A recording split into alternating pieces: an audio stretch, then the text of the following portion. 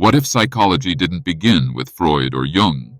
What if its true roots reach back thousands of years to temples, mystery schools, and magical rites?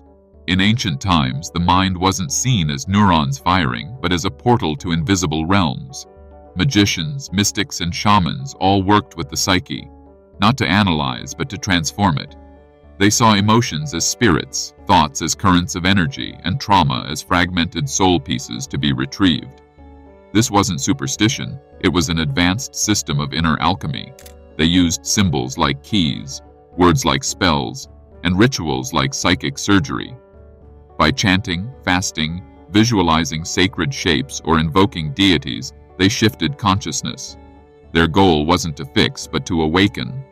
What we now call archetypes were once gods. The unconscious mind, a spirit realm. Psychology calls it therapy. But to them it was initiation, a radical reshaping of the self through contact with the hidden. Modern psychology emerged as a science, but its language is laced with magic.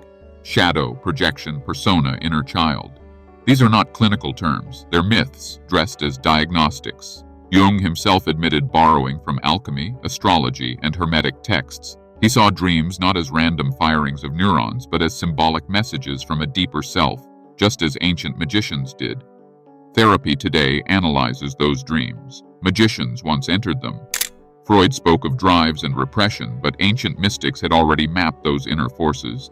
The idea of a divided self, of masks we wear or inner conflicts. These were the very essence of initiation rites. The modern therapist and the ancient initiate may wear different clothes, but both descend into the same labyrinth, the mind. One with a couch, the other with a candle, but both searching for truth. While psychology developed tests and theories, ancient magic built systems of transformation. Instead of diagnosing disorders, it offered rituals designed to confront fear, death, ego, and the false self. The magician didn't study the mind from a distance. He stepped inside it, tore down the illusions, and rebuilt identity from the ashes. That's what initiation truly was: ego death, followed by rebirth. The old magical texts weren't instruction manuals for tricks, they were psychological blueprints. The banishing rituals used in magic are strikingly similar to trauma release techniques in modern therapy. Sigils and mantras mirror affirmations. Invoking a deity mirrors reprogramming the unconscious. The robes, the candles, the symbols, they weren't props. They were tools for re-engineering perception. Ancient magic wasn't superstition. It was early psychology wearing a mask of mystery. If something in this awakened a truth you've long forgotten, subscribe and walk this path with us. Many ancient rites mimicked death, not metaphorically but experientially. The initiate would be taken into darkness, deprived of light, silence enforced. Why? To simulate ego dissolution. Much like sensory deprivation therapy today, the purpose was to strip identity layer by layer until only awareness remained. This was the sacred threshold, what modern psychology calls the breakdown. Ancient paths saw as the breakthrough. Even symbols used in magic weren't mere images, they were maps. The serpent wasn't just a snake, it represented the spine, the nervous system, the life force. The pentagram wasn't evil, but a diagram of the human being aligned with the elements. These weren't decorations, they were tools of alignment. What we call spiritual bypassing today, they called failure of ritual. They knew that real change didn't come from belief, but from immersion. Modern psychology often separates mind from spirit, but ancient systems never made that distinction. For them, thoughts weren't just brain activity, they were energetic currents. Emotions weren't just responses, they were gateways. Depression, anxiety, rage, all had symbolic roots and were seen as invitations to explore the deeper self. What we call mental illness today, they sometimes called a spiritual calling misunderstood. In many magical traditions, madness wasn't feared, it was honored. Shamans were often chosen because they had breakdowns or visions. These weren't pathologies, they were signs of sensitivity, of contact with other realms. While today we medicate and suppress, ancient paths sought meaning within the madness. The wound wasn't something to hide, it was sacred. They knew that in every breakdown, there's a map, a guide to integration. Chaos was not the enemy, it was the teacher. In modern psychiatry, we label and medicate. In ancient paths, they listened and initiated. When someone had visions, they weren't hospitalized, they were trained. What if your anxiety isn't a malfunction, but a message? Try this. Instead of suppressing a feeling, sit with a symbol that represents it. Not to fix it, but to hear what it wants to reveal. Magic didn't treat symptoms, it revealed the soul's signal beneath them. The magician's goal wasn't to feel better. It was to become different. Ancient paths weren't about coping mechanisms. They were about transformation.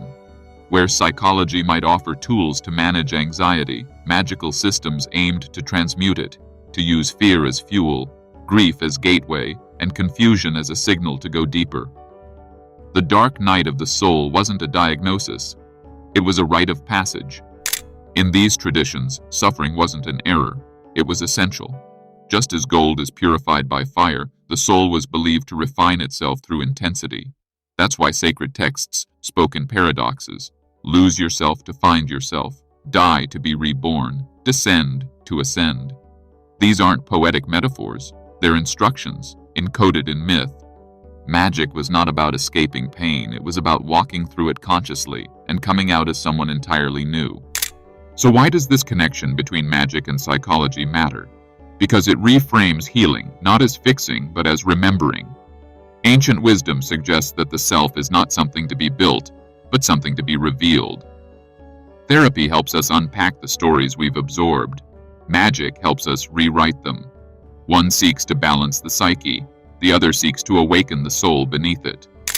When we combine both, we get a deeper model, one that treats trauma as symbolic rupture and healing as mythic integration. We don't just talk about our pain, we ritualize it, encode it, alchemize it. This is the forgotten art, inner transformation, not as symptom management, but as sacred practice.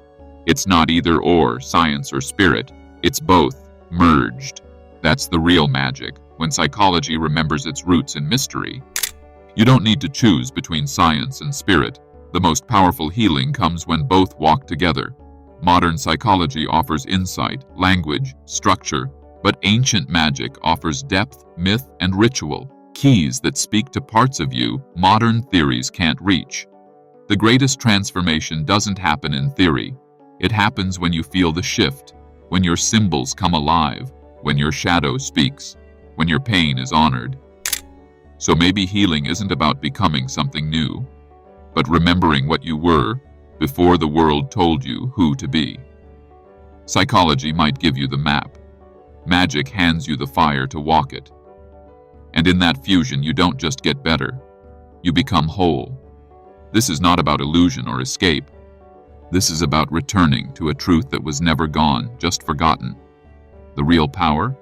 It was always within. Do you think psychology evolved from ancient wisdom, or did it just forget it?